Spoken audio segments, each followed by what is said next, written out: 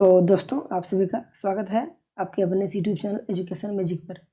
तो आज का जो हम वीडियो है वो हम शुरू करने वाले हैं आपका झारखंड बोर्ड का क्लास 10th का मैथ। ठीक है। और आज हम पहला चैप्टर, इसका नाम है वास्तविक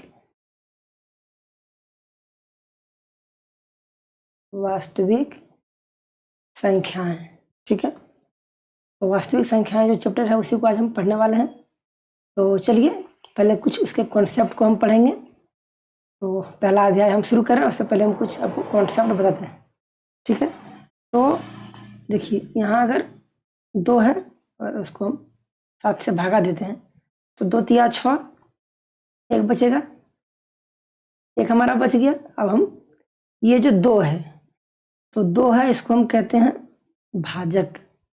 ठीक है। इसको हम भाजक कहते हैं और इसको हम बी भी कहते हैं शॉर्ट में। इसको 7 जो है इसको हम कहते हैं भाज्य। ठीक है। और हम इसको इंग्लिश में शॉर्ट में हम ये कहते हैं। भाजक हो गया बी, भाज्य हो गया ए। और ये जो 3 है इसको कहते हैं भागफल, इसको कहते हैं क्यू। और एक जो हमारा है इससे ये होता है शेषफल और इसको कहते हैं आर। ठीक है। तो जब भी दोस्तों बी का मान कभी भी 0 नहीं होगा। ठीक है। यानी भाजक का मान जो है कभी भी 0 नहीं होगा। 0 ऐसे किसी संख्या को हम भगा दे सकते हैं? कभी नहीं दे सकते हैं। तो 0 तो कभी नहीं होगा। ठीक है। उसके बाद सूत्र क्या है कि भाज्य बराबर क्या होता है? तो भाज्य बराबर होता है भाजक गुना भागफल और प्लस शेषफल। ठीक है। भाज्य बराबर भाजक गुना भागफल प्लस शेषफल। ठीक है। और जैसे कि हमारा चैप्टर ये है वास्तविक संख्या, जिसमें हम पढ़ने वाले हैं यूक्लिड विभाजन एल्गोरिथम। तो इसमें क्या होता है, यहाँ लिखते हैं हम यूक्लिड विभाजन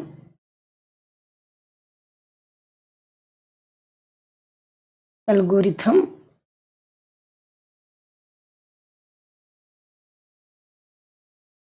प्रमेय। ठीक है।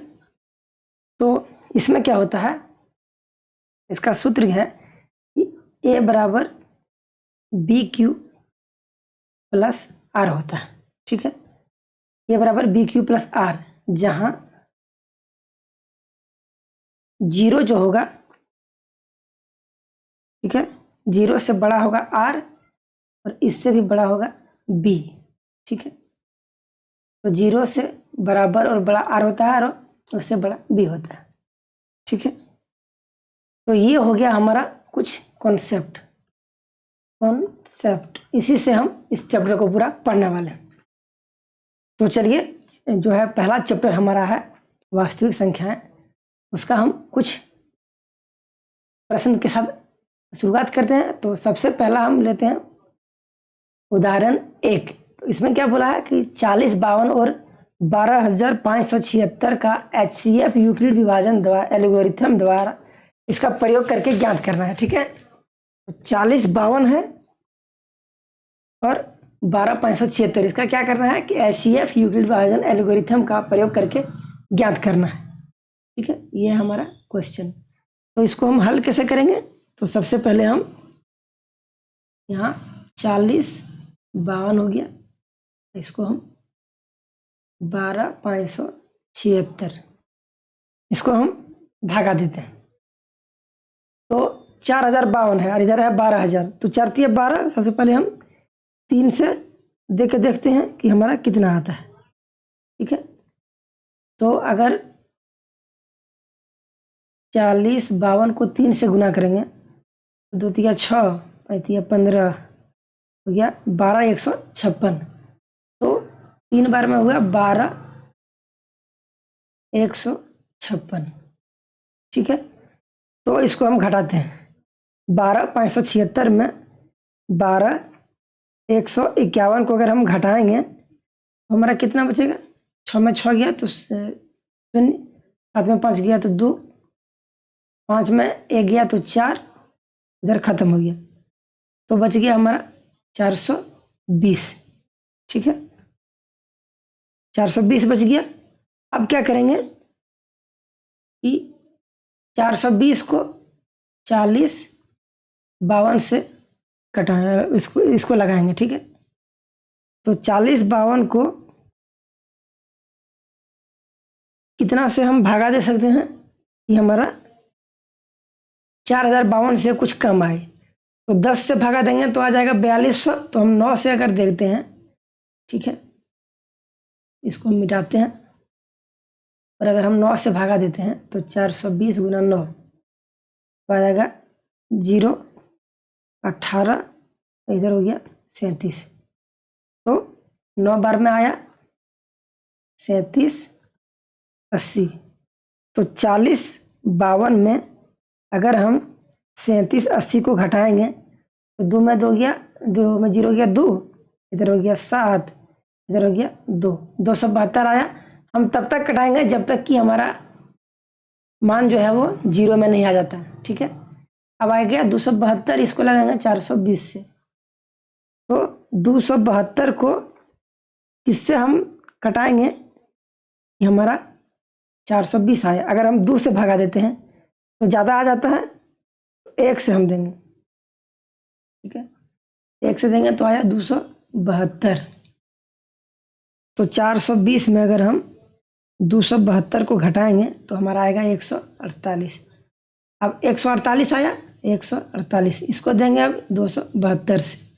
ठीक है, तो 148 को अगर हम 272 से अगर देंगे तो 2 बार में आ जाएगा ज़्यादा। ठीक है, 148 को अगर 2 से करेंगे तो ज़्यादा आ जाएगा, इसलिए हम इसको 1 से देंगे। तो 1 बार में आया 148। तो 272 में अगर हम 148 को घटाएंगे तो हमारा बचेगा 124। अब 124 को 148 से देंगे। ठीक है, तो 124 को अगर 148 से अगर हम देंगे तो कितना आएगा? एक ही बार में हमको गुना करना पड़ेगा। तो 1 बार में आया 124। तो 24 दूनी 48, 24 बच गया। अब 24 को देंगे 124 से भागा तो कितना हो जाएगा?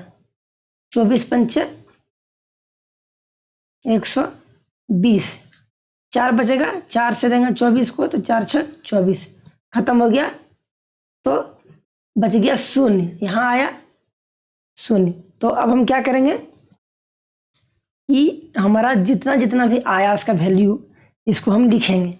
ठीक है, तो एक काम करते हैं, हम पहले रेड पेन से लिखते हैं ताकि आपको समझ में आए अच्छा से। ठीक है, पहले है 12,576। ठीक है, तो 12,576 को क्या किए? 40 52, इसको अलग पेन से लिखते हैं।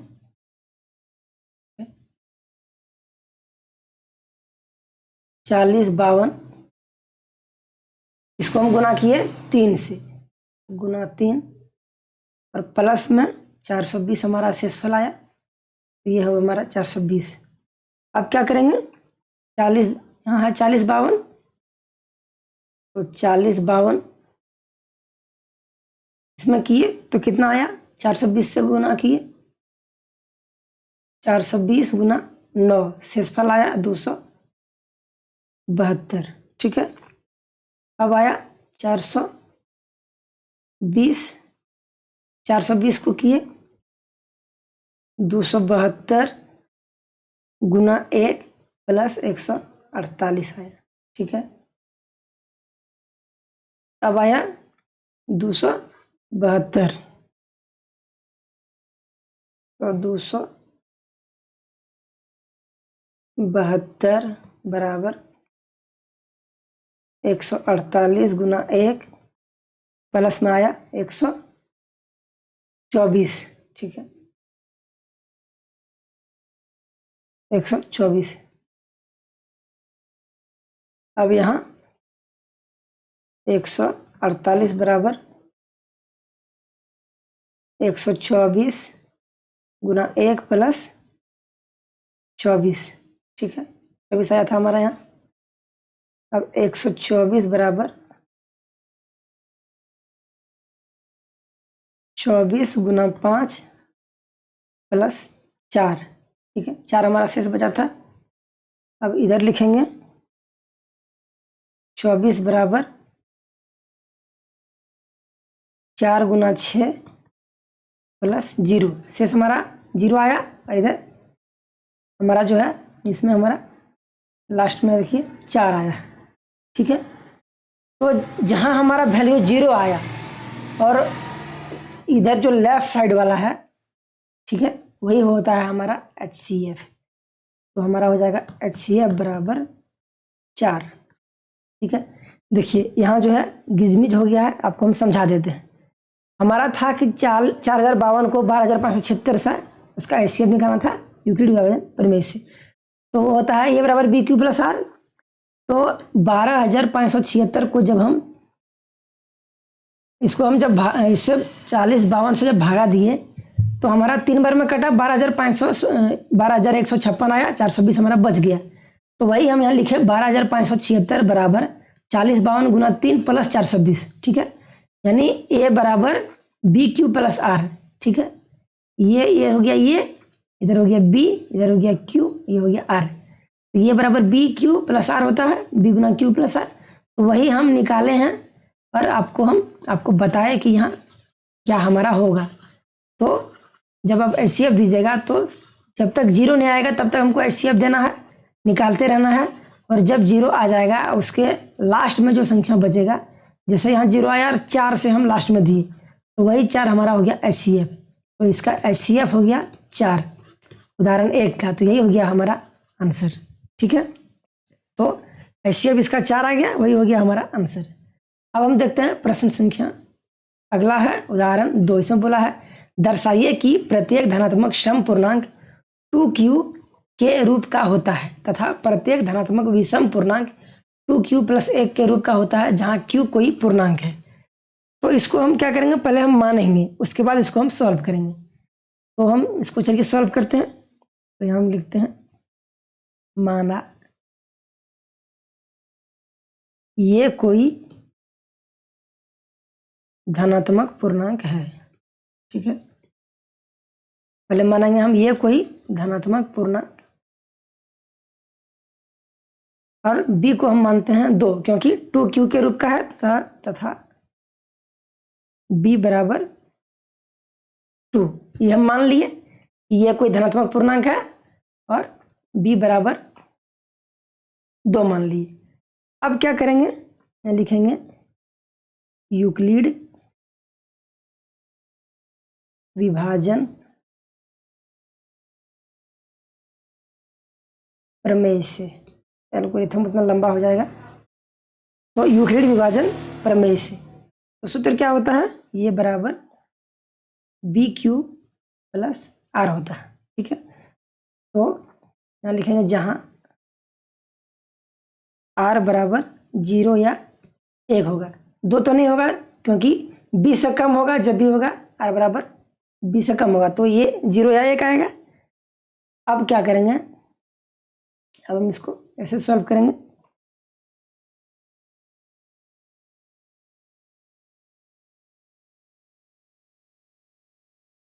स्पेस दे देते हैं ताकि हमको बनाने में आसानी हो। यहाँ हो गया R बराबर 0 या 1। ठीक है, अब इसलिए A बराबर BQ प्लस R होता है, तो B का मान हमारा 2 है। ठीक है, 2 है, तो ये बराबर 2Q, R का मान हम 0 या 1 लिए हैं तो पहले हम 0 लेंगे, तो ये बराबर 2Q प्लस 0, इसका हो गया 2Q। तो A बराबर हो गया 2Q प्लस 1 क्योंकि हम 1 भी माने थे। ठीक है, तो जब A बराबर BQ प्लस R होता है तो एक बार हम R 0 माने, एक बार हम 1 माने, तो यहाँ 0 यहाँ 1 हो गया। तो ये बराबर 2Q प्लस 0 बराबर यानी 2Q आ गया और इस 1 में आ गया 2q+1, तो 2q+1 और 2q के रूप का होता है। क्वेश्चन में था यही हमारा, तो ये हमारा आ गया। तो यहाँ हम लिखेंगे चूंकि 2q एक धनात्मक सम पूर्णांक है, क्योंकि यह 2 से पूर्णतः विभाजित होता है,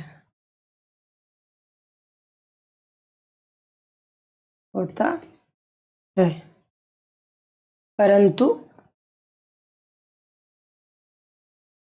2q+1 एक धनात्मक विषम पूर्णांक है,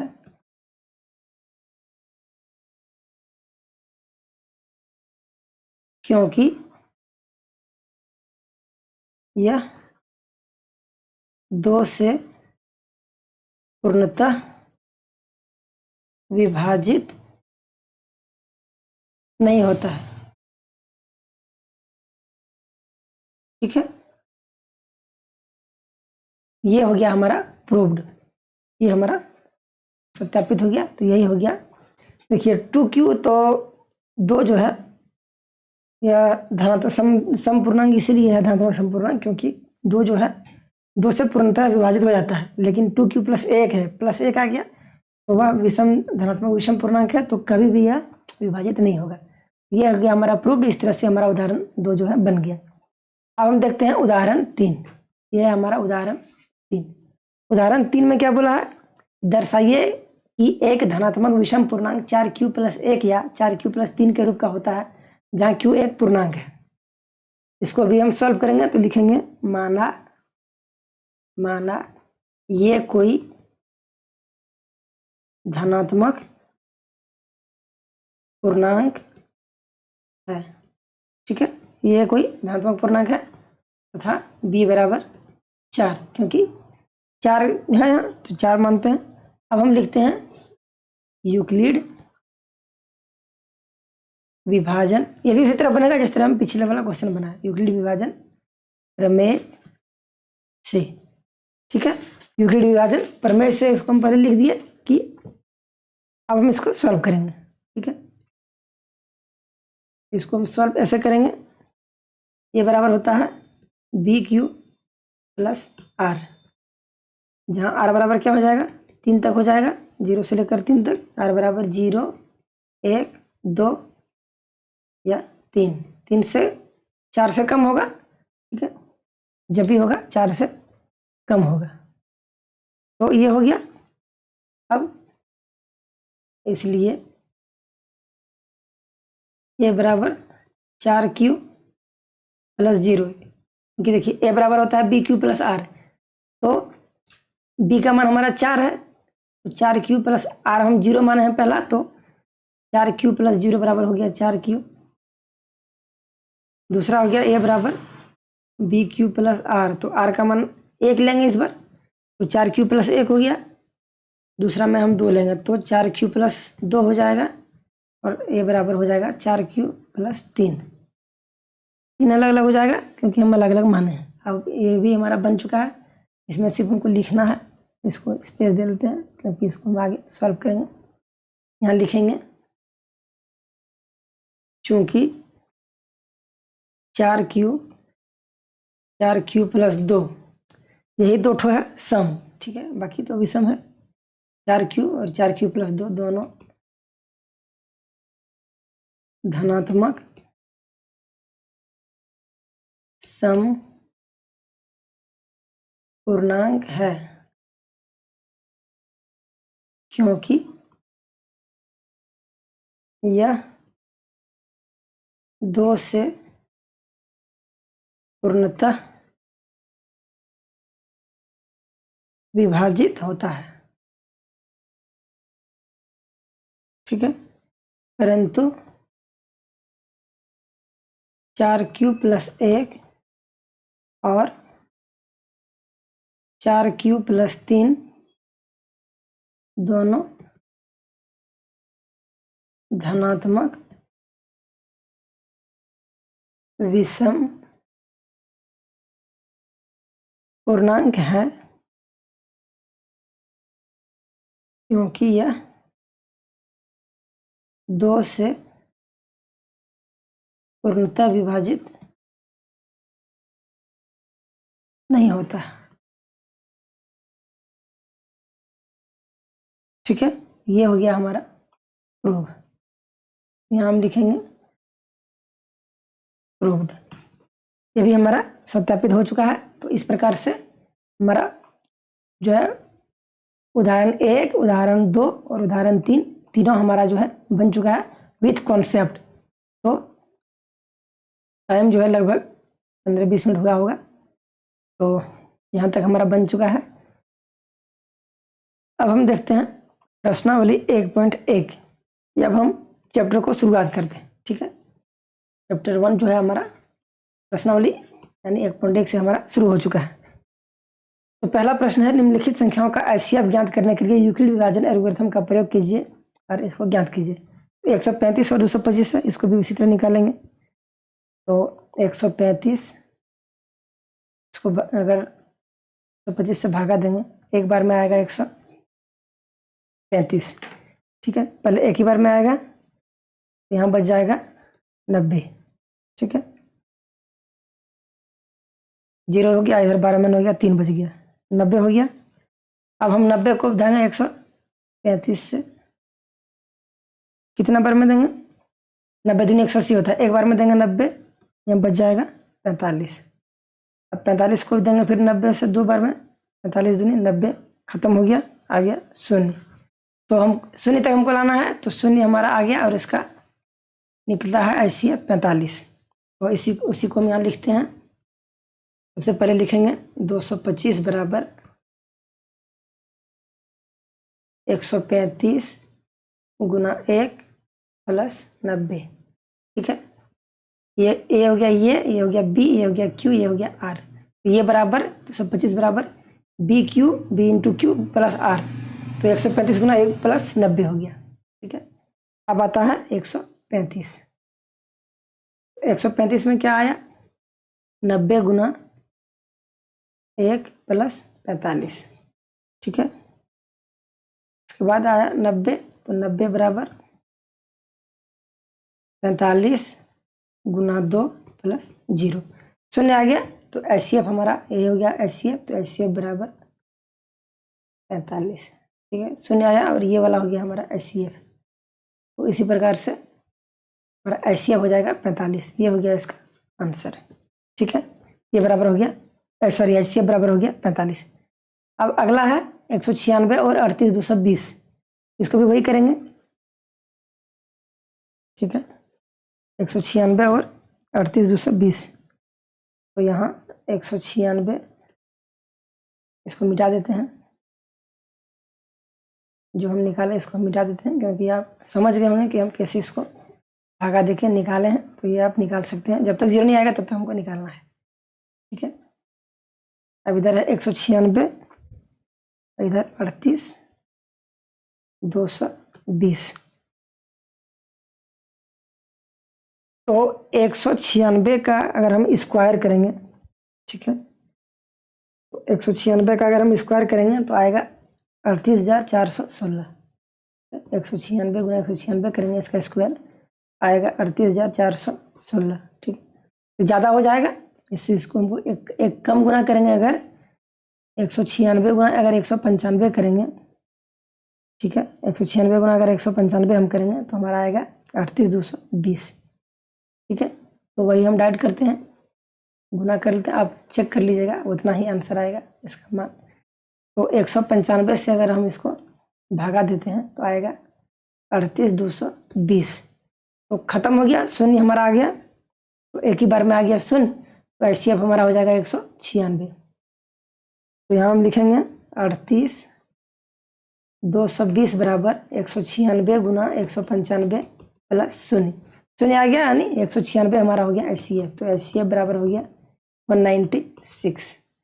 ये हो गया हमारा आंसर इसका। ठीक है, अब हम देखते हैं अगला 1 नंबर का 3 नंबर इसमें है कि 867 और 225 है। इसको भी वही करेंगे, सॉरी 255 को 867 से अगर भागा देंगे तो 255 गुना 3 करेंगे तो आएगा 765। ठीक है, अब में 5 गया 2 0 1 102 आया, 102 को 255 से देंगे, 2 बार में आएगा 204, 5 में 4 गया 1, इधर बच गया 5, 51 को देंगे अब 102 से तो 51 दूनी 102, शून्य आ गया, 51 हो जाएगा इसका HCF, ये वाला हो जाएगा HCF। ठीक है, तो इसको पहले हम दर्शा देते हैं, 867 बराबर 255 गुना 3 प्लस 102 बराबर BQ प्लस R हो गया। 255 बराबर 102 गुना 2 प्लस 51 आया। ठीक है, और 102 बराबर आया 51 गुना 2 प्लस 0, तो हमारा HCF जो हो जाएगा HCF बराबर 51 आ जाएगा, ये हो जाएगा हमारा आंसर। ठीक है, 867 और 255 का जो HCF आएगा वो आएगा 51। 1 नंबर हमारा कंप्लीट हो गया। अब हम देखते हैं प्रश्न संख्या 2। 2 नंबर में क्या बोल रहा है कि दर्शाइए कि कोई धनात्मक विषम पूर्णांक 6q plus 1, 6q plus 3, 6q plus 5 के रूप का होता है जहाँ q कोई पूर्णांक है। इसको भी हम मान के बनाएंगे उसी तरह से जिस तरह से हम पिछला क्वेश्चन बनाए थे। तो यहाँ हम लिखेंगे माना ये कोई धनात्मक पूर्णांक है। ठीक है, ये कोई धनात्मक पूर्णांक है तथा b बराबर हो जाएगा 6। ठीक है, 6 ही लेंगे b बराबर। अब यहाँ लिखेंगे यूक्लिड विभाजन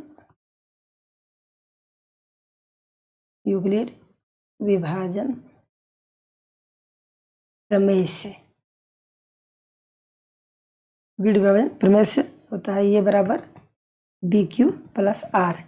तो R का मान जब भी लेंगे हम 6 से कम लेंगे तो लिखेंगे जहाँ R बराबर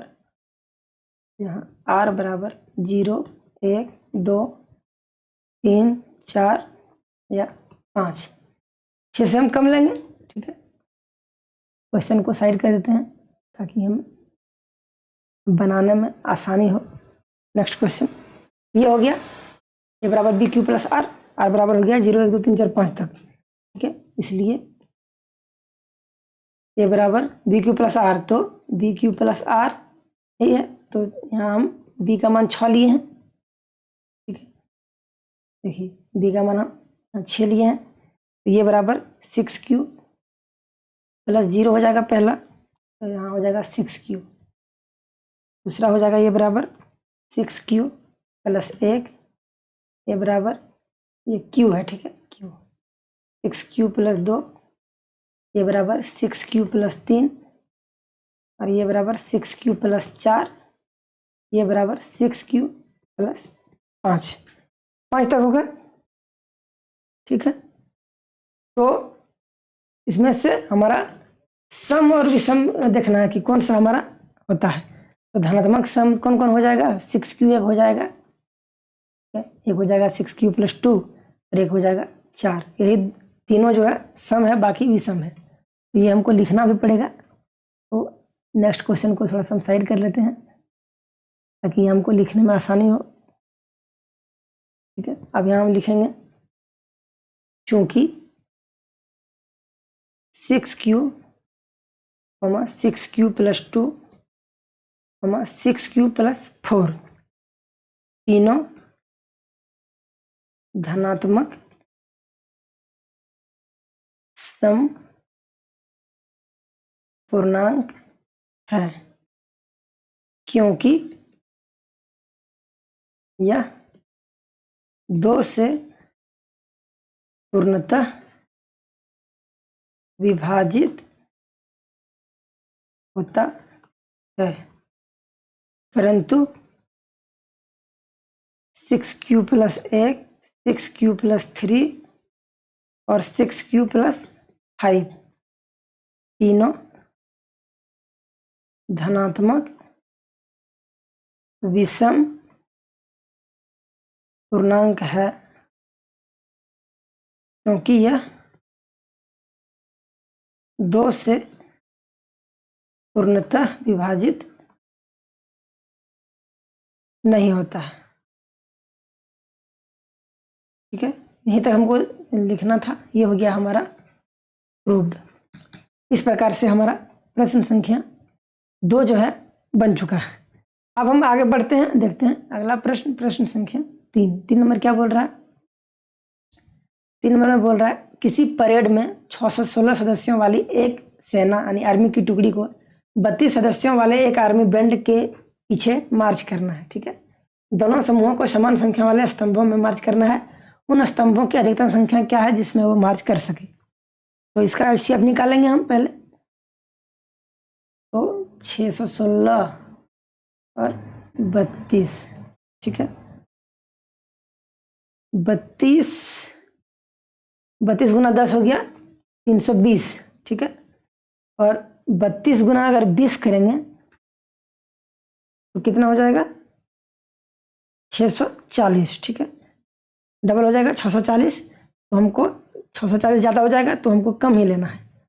तो 20 गुना अगर करेंगे, 32 गुना 20 तो आएगा 640। तो अगर हम 19 से अगर गुना करते हैं तो हमारा कितना आता है? 608 आता है। ठीक है, तो 8 हमारा बच जाएगा, और 8 को अगर 32 से लगाएंगे, 8 चौका 32, शून्य आ गया।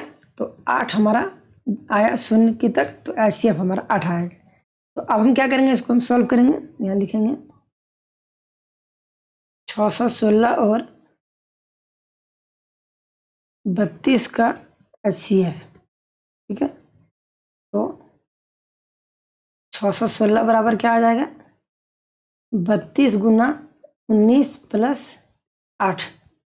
ठीक है, और 32 बराबर 8 गुना 4 प्लस 0, ये हो गया। तो हमारा HCF हो जाएगा 8।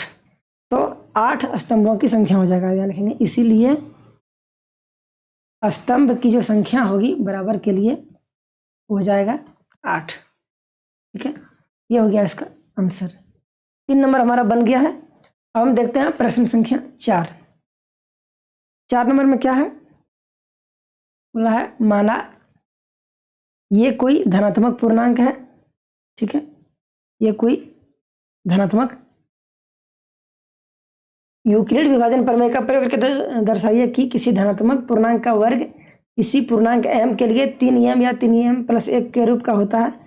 और संकेत में बोला है कि यह मान लीजिए कि कोई धनात्मक पूर्णांक n तब यह 3q प्लस 1 या 3q प्लस 2 के रूप में लिखा जा सकता है। इनमें से प्रत्येक का वर्ग कीजिए और दर्शाइए कि इन वर्गों को 3m या 3m प्लस 1 के रूप में लिखा जा सकता है। अब हम क्या करेंगे, अब हम इसको मानते हैं। ठीक है, और इसको हम सॉल्व करते हैं।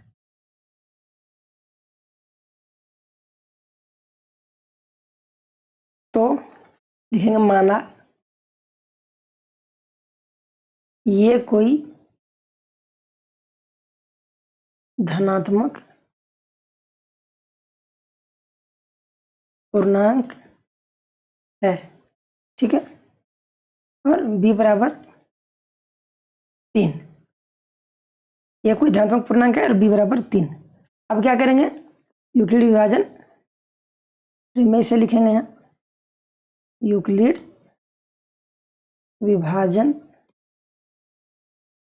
प्रमेय से।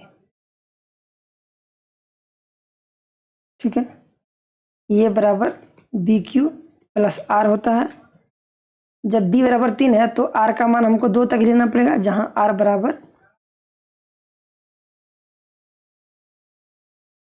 0, 1 या 2। ये हो गया 0, 1 या 2। अब क्या करेंगे, इसको हम सॉल्व करेंगे ऐसे। a बराबर 3q प्लस 0। ठीक है, ये बराबर 3q प्लस 0, इसका आएगा 3q। ये बराबर 3q प्लस 1 और a बराबर 3q प्लस 2, यहीं तक आएगा। अब प्रश्न में बोला है कि धनात्मक पूर्णांक का वर्ग किसी पूर्णांक m के लिए 3m या 3m के प्लस 1 का रूप होता है। अब इसको हम वर्ग करेंगे, ठीक है। तो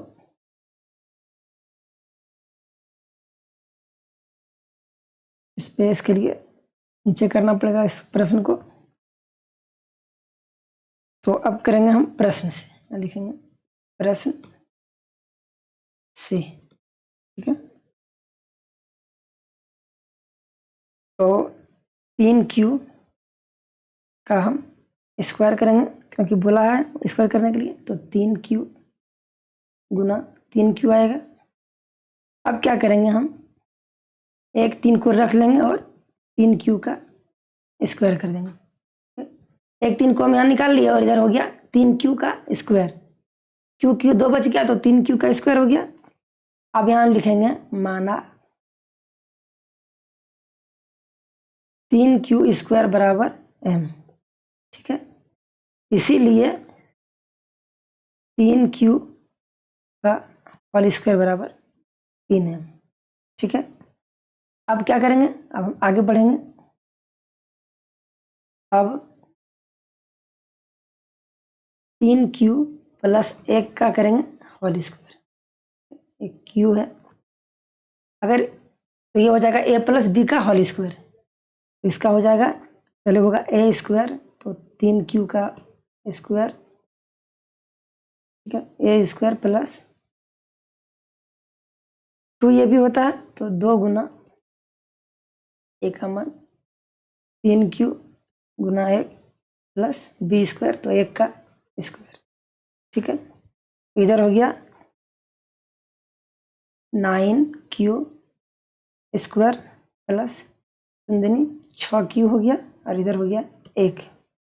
अब क्या करेंगे, हम 3q को कॉमन ले लेंगे इसमें, तो इधर हमारा बच गया 3q प्लस, इसमें हमारा 2 बच गया और इधर हमारा 1 बच गया, ठीक है। जब हम 3q लिए हैं कॉमन, तो q इसमें आ गया, तो 1 आ गया। तो यहाँ लिखेंगे हम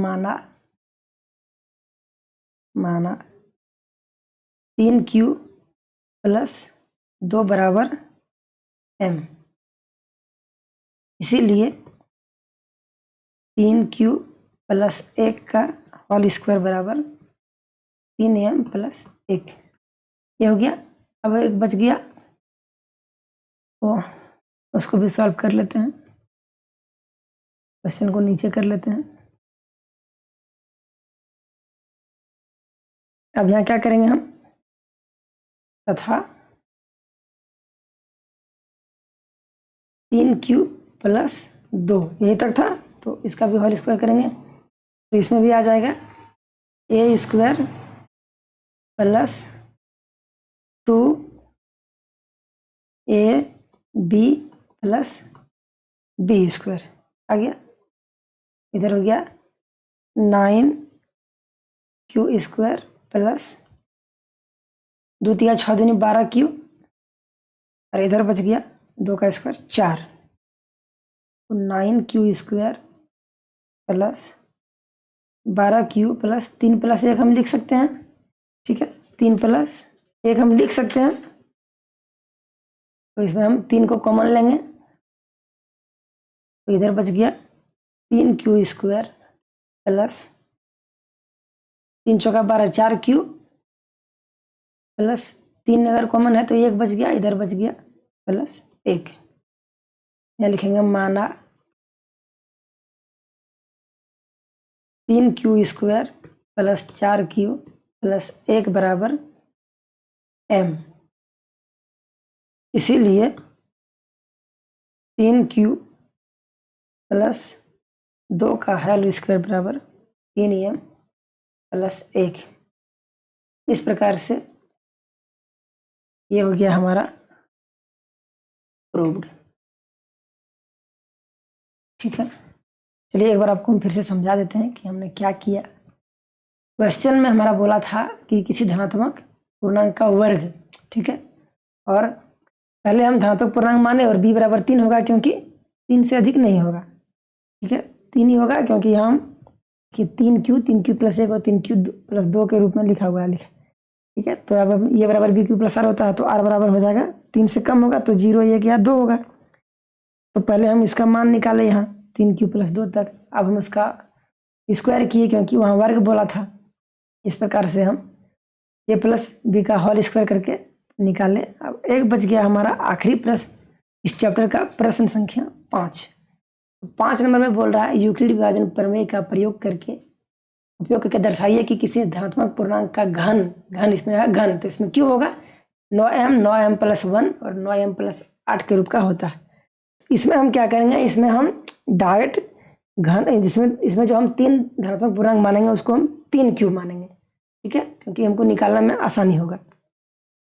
अब मैं लिखते हैं माना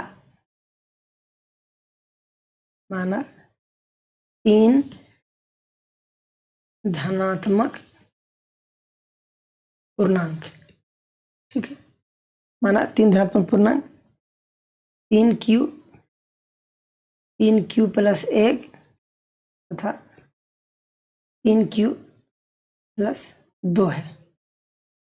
निकालने में आसानी होगा, इसलिए हम इसको माने। अब क्या करेंगे, यहाँ प्रश्न से क्यू बोला घन, या लिखेंगे प्रश्न से। ठीक है, घन बोला है तो यहाँ हो जाएगा 3q का क्यूब अगर करेंगे तो 3q गुना 3q नहीं होगा, तो 9 गुना 3q का घन हम लिख सकते हैं। 9 गुना 3q का क्यूब कर सकते हैं, या लिखेंगे माना 3q का क्यूब बराबर m। इसीलिए 3q का क्यूब बराबर हो जाएगा 9m। ठीक है, एक आ गया। अब हम बचे लेंगे 3q प्लस 1, दूसरा लेंगे 3q प्लस 1 का घन, क्यूब लेंगे, इसका हो जाएगा 1 क्यूब, तो 3q का क्यूब प्लस 3। ठीक है, 3q का स्क्वायर गुना 1 प्लस 3 गुना 3q गुना 1 स्क्वायर प्लस b का होल क्यूब। तो इधर हो जाएगा 27q का क्यूब प्लस 27q का स्क्वायर प्लस 9q, इधर हो जाएगा 1। तो 9 को कॉमन लेते हैं, यहाँ हो जाएगा 3q का क्यूब प्लस 3q का स्क्वायर प्लस q प्लस 1। आगे लिखेंगे माना 3q का क्यूब प्लस 3q का स्क्वायर प्लस q बराबर m। इसीलिए 3q प्लस 1 का क्यूब बराबर 9m प्लस 1। अगला बनाएंगे तथा 2 वाला एक बच गया, तथा 3q प्लस 2 का क्यूब बराबर 1 क्यूब होगा। तो पहले हो जाएगा 3q का cube plus 3 square b plus 3